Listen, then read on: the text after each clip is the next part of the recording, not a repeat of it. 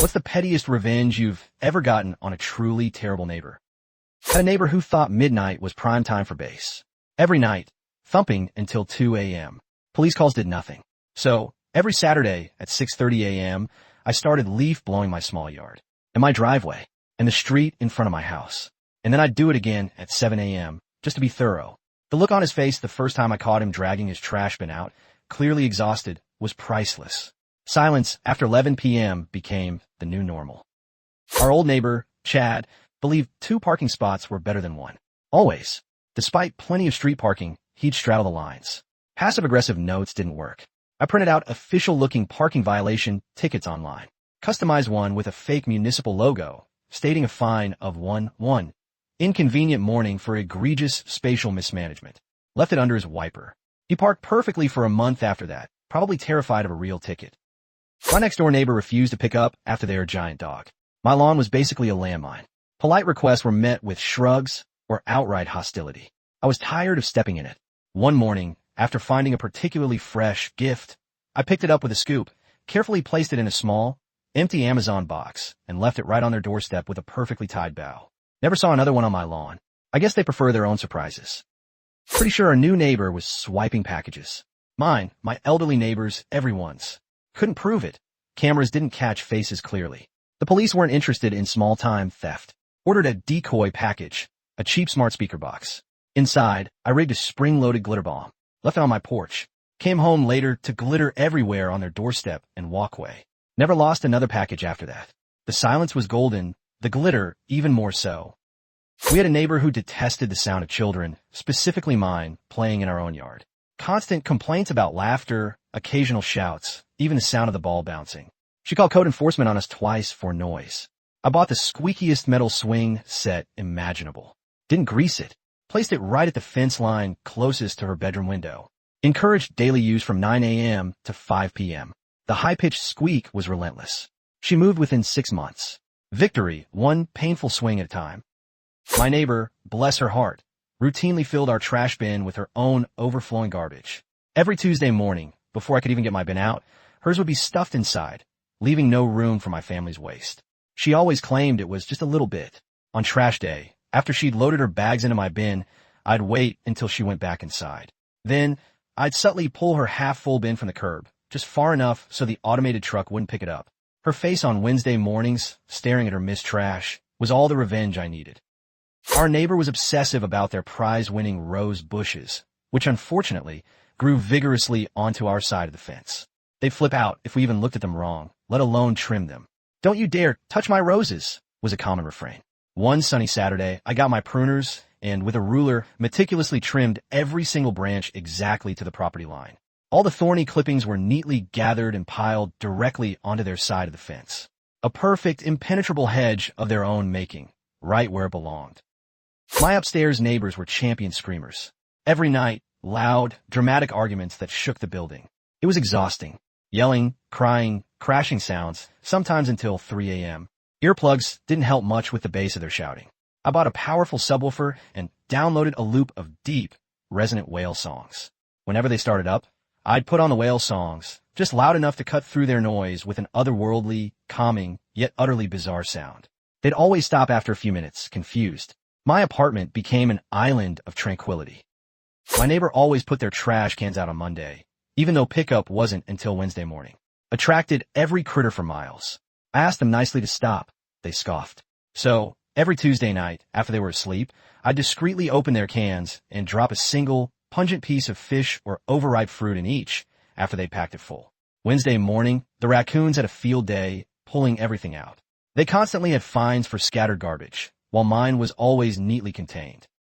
Our retired neighbor, Mr. Henderson, would start his leaf blower at 7 a.m. on Saturdays, right under our bedroom window, despite HOA rules about noise before 9 a.m.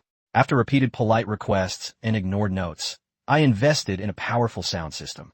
The next Saturday at 7:01 a.m., the instant I heard his blower start, I cranked Flight of the Valkyries by Wagner through speakers strategically placed facing his house. He packed up his blower after 5 minutes and never started before 9 a.m. again. My new next-door neighbor had this habit of parking their enormous SUV slightly over the property line, blocking a good foot of my driveway. It was just enough to make backing out a tight squeeze, and they ignored every polite request. So, I bought a bag of those cheap, brightly colored children's sidewalk chalks. Every morning, I draw a ridiculously intricate, sprawling, multicolored obstacle course line exactly along my property line, starting from where their tire crossed. It was impossible to miss. They moved their SUV within a week. We had neighbors whose kids treated our perfectly manicured lawn like a shortcut, despite multiple "please stay off" signs. The parents just shrugged. I tried everything short of fencing. Finally, I bought a motion-activated garden sprinkler, the kind that sprays water when it detects movement. I aimed it perfectly at their usual path. The first time it soaked them, they ran home screaming. After a few more surprise showers, their parents finally started walking them around the block. My grass never looked better. Our older neighbor, Mildred, had a constant complaint for everything. My garden gnome was too garish, my porch light too bright, my recycling bin unsightly. I got tired of it. I bought the most absurdly cheerful wind chimes imaginable. Then, I installed a solar-powered garden spotlight, aimed directly at her living room window, but powered only by sunlight, so it was off during the day, and a small, rotating disco ball light on my porch. She stopped complaining, but the side eye was legendary. My neighbor's yard was a jungle. Not a cool, wild one, but a haven for thistles and dandelions that constantly encroached on my carefully maintained flower beds. I asked them to trim it back. They just scoffed about nature. So, I started collecting the seeds. Every time I saw a fully seeded dandelion or thistle on my side, I'd gather them. Then, late at night, I'd gently toss them into their sparse lawn, especially near their porch. Within a season, their nature really took root. We had a neighbor with an outdoor cat who loved to hunt our local bird population, often leaving gifts on our patio. We'd asked them to keep their cat contained, citing local ordinances, but they just said cats roam. Fine. I bought a cheap plastic whistle, the kind only cats can really hear. Every time their cat ventured onto our property, I'd blast that whistle. The cat learned quickly that our yard meant an unpleasant supersonic blast. Eventually, it just gave our place a wide berth. Our mail kept going missing, usually just circulars or junk, but sometimes important notices. We suspected the perpetually nosy neighbor across the street. We installed a tiny camera, confirmed it was her, but couldn't prove she was keeping it. So, I started sending myself empty Amazon boxes. Once I filled a box with packing peanuts and a single, stinky, overripe banana. Another time, I ordered an anonymous package of world's loudest fart spray directly to my address. Our mail delivery suddenly became very consistent. My street parking spot, right in front of my house, was always mysteriously occupied by my neighbor's beat-up sedan. I live on a busy street. Finding parking is a nightmare. I left polite notes, then less polite notes. They just ignored them. One sweltering summer day, I waited until they were gone for hours, then meticulously covered their windshield and windows with a dozen for sale by owner signs, the kind that need to be peeled off. They spent an hour scraping adhesive in 90-degree heat. Never parked there again. We had a neighbor with a tiny, yappy terrier that he'd let out unleashed straight onto our lawn every morning. Of course, the little terrier would do its business right by our front door. My requests to leash him or pick up the mess were met with a shrug. One morning, after witnessing the offense, I scooped up the fresh pile. Later, when the neighbor's fancy new convertible was parked outside, I carefully placed the gift right on his driver's side door handle. He probably didn't notice until he pulled the handle. My lawn stayed clean after that. Our street had specific trash days, but our new neighbor acted like theirs was a suggestion. Their huge bins would sit overflowing for days, attracting flies and raccoons, right next to our meticulously kept lawn. It stank. I tried talking to them. They said we just forget.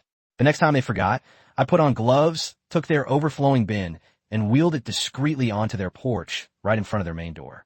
The smell and mess probably greeted them nicely when they came home. The bins magically started disappearing on trash day. My bedroom window overlooked the sidewalk, and my neighbor, Brenda, treated it like her personal outdoor phone booth.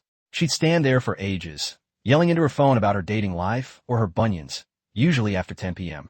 Earplugs did nothing. I was losing sleep. One night, she was particularly loud.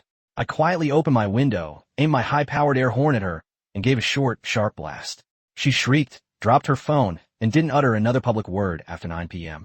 Glorious silence. We lived next to the Forgetfuls. Specifically, their garage door was perpetually open, even overnight, showcasing all their stuff. I worried about break-ins, property value, and general neighborhood security. I mentioned it politely a few times, but they'd just shrug and say, "Oh, we'll get it next time." One particularly cold winter night, I spotted it open again. I waited until 3 a.m., then called the non-emergency police line, reporting a suspicious open garage door. The flashing lights and loud knock at 3:30 a.m. seemed to be quite the reminder. That garage door was closed permanently after that. My neighbor, a self-proclaimed DJ, thought everyone needed to hear his mixes at full volume, usually terrible EDM. Our windows vibrated, my dog howled, and my sanity frayed. Attempts to communicate were met with, "You just don't appreciate art." I bought a powerful ultrasonic pest repellent, the kind meant for large outdoor areas, claiming to deter squirrels. I aimed it directly at his bedroom window from my yard. He complained about constant headaches and weird ringing for weeks. The music volume mysteriously plummeted. Petty? Yes. Effective? Absolutely. We had a beautiful old apple tree that straddled our property line, and our grumpy neighbor, Mr. Finch, considered the fruit on his side to be fair game. Except he'd reach way over, practically pulling branches into his yard, claiming all the ripest ones. When I asked him to stop, he just huffed about common property. I waited until prime apple picking season. Before he could get to them, I meticulously sprayed all the apples on his side of the tree with clear, diluted vinegar solution. He angrily stomped over a few days later, complaining they were disgusting. Never touched our apples again. Success. Our new neighbor had an uncanny ability to park their huge SUV just shy of blocking our driveway entirely. It made backing out a three-point turn nightmare, especially with kids in the car. Notes were ignored. Confrontation led to its not blocking anything. I bought a massive roll of yellow caution tape. One morning, when their SUV was perfectly positioned, I elaborately taped off their entire driver's side, making it look like a crime scene, without actually touching their car.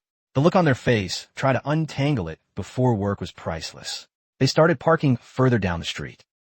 Our new neighbor installed a massive floodlight that shone directly into our master bedroom window. Complaining politely got us nowhere. He just shrugged. So I bought a huge, inexpensive mirror from a secondhand store. Every night, exactly when his light came on, I'd prop the mirror outside my window, angled just so. It reflected his super bright light right back onto his own house, illuminating his porch and living room. After 3 nights of his house being lit up like a stadium, the light disappeared. Victory! My next-door neighbor, Mark, was notorious for borrowing tools without asking and never returning them. I lost a good wrench, then a drill bit set. The final straw was my lawnmower getting borrowed for 2 days. When I finally got it back, I swapped out its spark plug with a faulty, intermittent one from my old mower. It would start sometimes, then mysteriously die. I loved watching him struggle with it through the summer, constantly tinkering, buying new parts, completely stumped. Mrs. Henderson, our elderly next-door neighbor, complained constantly about my children playing too loudly in their own backyard, even in the middle of a sunny afternoon. Her yard was silent, save for her judgmental glares. So I invested. First, a gigantic, brightly colored wind chime set right on our shared fence line. Then a cheap, plastic wire recorder for each kid, for their musical development. The grand finale, a massive inflatable dinosaur sprinkler that made a truly obnoxious whirring noise when it ran. Silence has never been so loud. The guy next door thought my lawn was his dog's personal toilet. Every morning, I'd find fresh poodle presents, and he never, ever picked them up. I complained, I put up signs, nothing worked. One particularly egregious morning, I scooped up a particularly pungent pile. Instead of tossing it in my bin, I carefully walked it over to his house.